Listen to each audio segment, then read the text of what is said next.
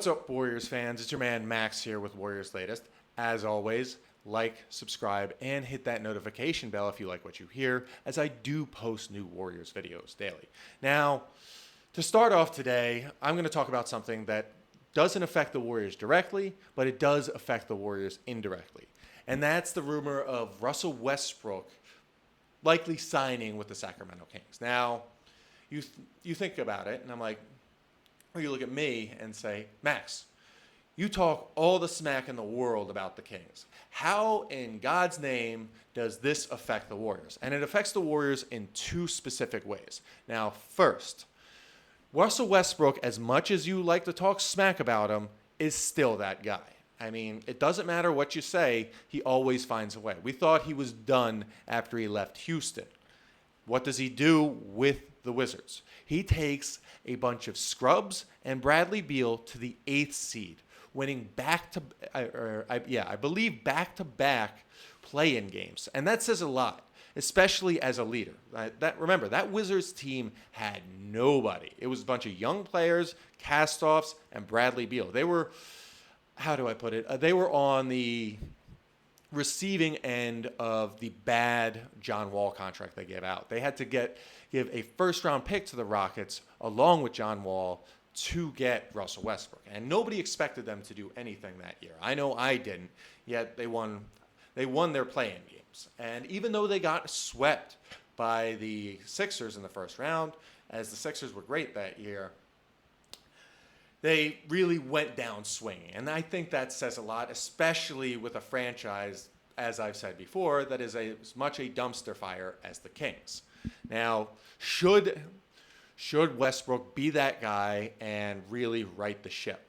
Let's not forget, youth may think he's not, or back to Westbrook, you may think he's still not that guy, but he got a few triple-doubles last year and still averaged over 6 assists per game. Now, we look at the Kings point guard situation.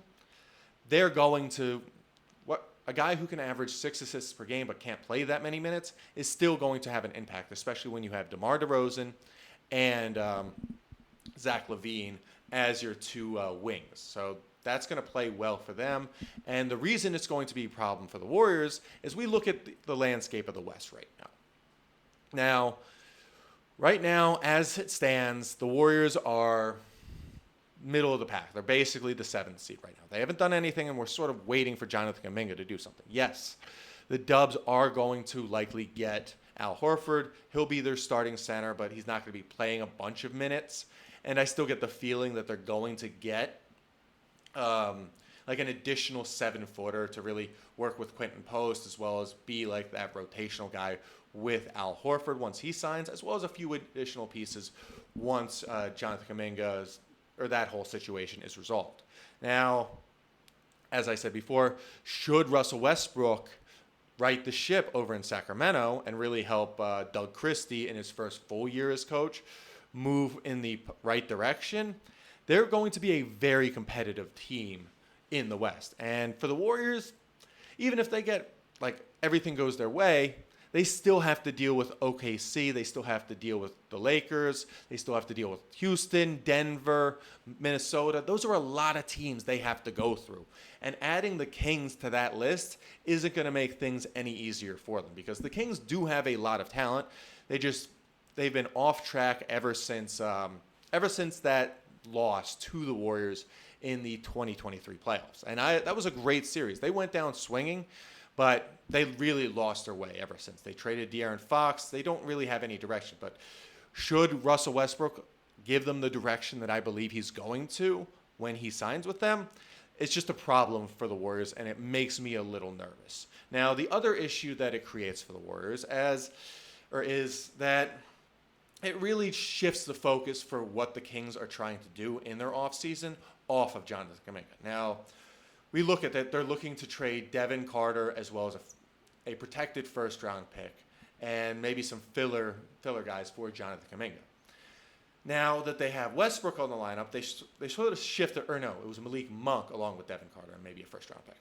But as they sign Westbrook and they sort of solidify their starting five, we think about it, it would be Russell Westbrook, who had Zach LaVine, who is it? DeMar DeRozan, Keegan Murray, and then Domantas Sabonis, they'll say, hey, okay, we have to shift away from our backcourt and I guess the small front court wings and shift our focus to guys beneath the basket. Get Sabonis a backup, get Keegan Murray a backup, and then move, say, Malik Monk or Devin Carter in exchange for some depth that way versus just trading for a potential star in Kuminga.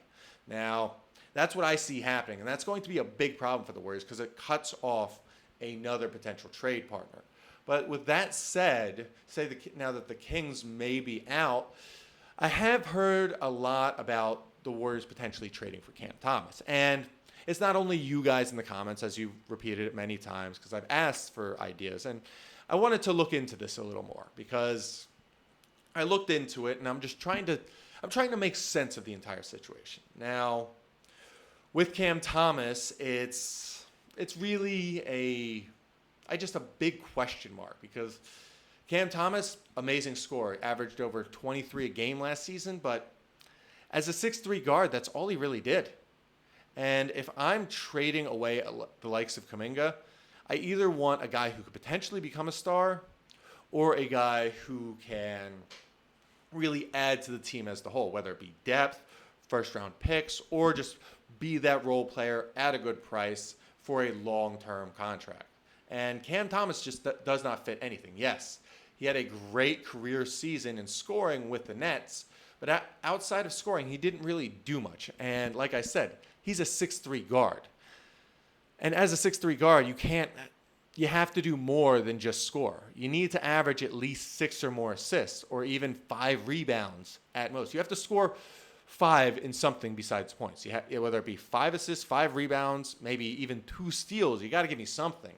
But just averaging that many points is good. Maybe you could be a spark plug off the bench, but for that price that they're going to try and trade him for, it's just not worth it because he is a spark plug off the bench, but they already have like spark plug type players off the bench in the likes of Pods, in the likes of Buddy Hield. They don't need a guy like Cam Thomas.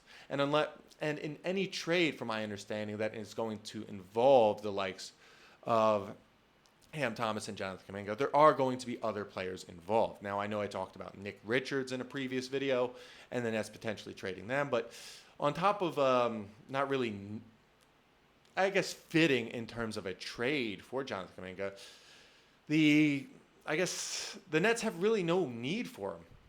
He's not a distance, like I said, he's a slasher. He's a guy who likes to attack the basket. And he likes to get his bucket as close as possible. He's an ISO player. But they already have a player like that in Michael Porter Jr. And he is, I guess, a 4, but he's a natural 3.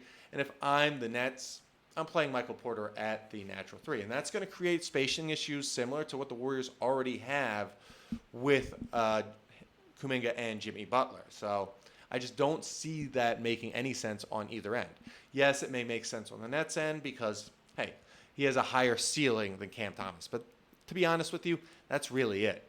There really is no other way that the Nets and Warriors could work out a deal because it just makes no sense overall.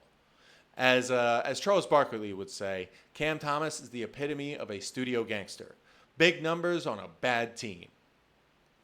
Now, when I think about it, I'm trying to figure what is a team that will trade with Jonathan Kuminga because I think about it, we're in the second week of August right now. And if Kuminga really wanted to push the envelope, he would say, hey, here's the deal, Mike.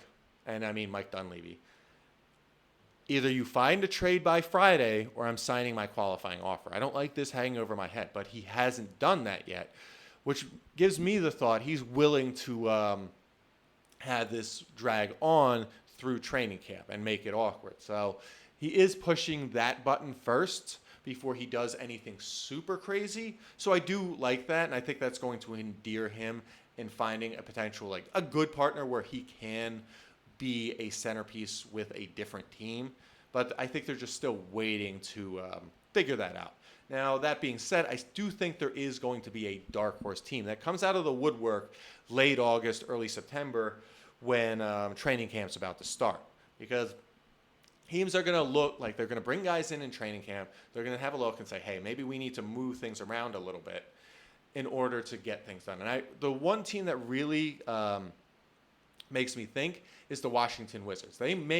Now they did get Cam Whitmore recently, and I believe he's going to turn into a star. So I think they're trying to trend in the right direction. And I believe now that they have Alex Sarr, they're looking to trade some of their vets in order to get the players they need. Like they have C.J. McCollum, they have Chris Middleton, two great vets, but I think they're going to find a way to just at least move off those contracts, because when you really think about it, and like as they say, tax season comes closer in the NBA, you want expiring contracts become more valuable going into camp. And I think that's what's more likely to happen than not, unless they do find a way to trade for Josh Giddey. They will look also at like expiring deals to get at least money off the books long term, because like I said, their window is only until the summer of 2027. After that, it's game over for the Warriors, time to rebuild. But bottom line is this real just waiting game isn't helping anybody, because the more things drag on, the worse perception the Warriors get as a franchise. And I wonder how that can hurt them in future years when free agents are looking, okay, hey, maybe I should sign with the Warriors. But they don't treat their players right, especially the restricted free agents. So that gives me a little bit of pause. Now, eventually, I still think one or the other, whether it be Kuminga or management, is going to force the other's hand. As a fan, I'd rather have it sooner than later. Now, that's all we have today for Warriors Latest. As always, like and subscribe and hit that notification bell if you like what you heard today. And if you have any other great Jonathan Kuminga trade ideas, feel free to comment below, as I do love hearing your ideas and at least giving out my thoughts on them. And as always, go Dubs.